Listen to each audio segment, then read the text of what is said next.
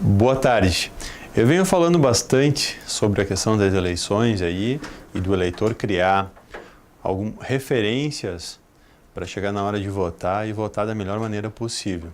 E um ponto que eu acho importante a gente comentar é sobre as políticas que o Estado desenvolve e como o Estado desenvolve. Uma questão é do que vive o Estado, pensar, refletir sobre esse assunto. O que vive o Estado? O que o Estado produz? Uma empresa produz parafuso, caminhão, carro, comida, a agroindústria produz comida, beneficia a comida, um jornal escreve, produz textos, informação. Mas o que produz o Estado? Essa é uma questão que a gente tem que refletir. E aí, se nós formos olhar, o Estado não produz absolutamente nada. Ele não tem um objeto a ser produzido, ele não vende nada. Ele vive do quê? Ele vive dos impostos que a gente paga para o Estado. Então, quem produz gera um produto, um bem, um serviço, e isso gera um valor e é cobrado impostos em cima disso. É disso que o Estado vive, de impostos. Então, a reflexão é a seguinte: por que o Estado, que vive de impostos, porque ele não produz outra coisa, abre mão destes mesmos impostos? Isso é uma coisa que a gente tem que pensar, né?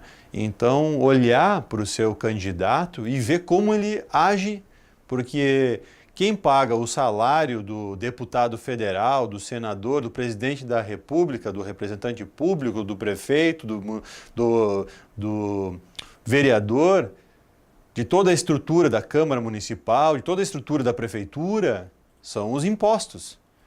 Então, como que o governo abre mão do dinheiro, dos recursos que vão necessariamente pagar o trabalho que é realizado por eles? E isso não dá para, não tem entendimento isso. E isso acontece muito no Brasil. O governo abre muito mão de impostos e os deputados federais e senadores contribuem para isso, né, votando leis que abrem mão durante mais de 20 anos de impostos, da fonte de recursos que vai necessariamente pagar todas as mordomias de deputados e senadores, as viagens, o gabinete, toda a estrutura que permite que o senador, o deputado, o presidente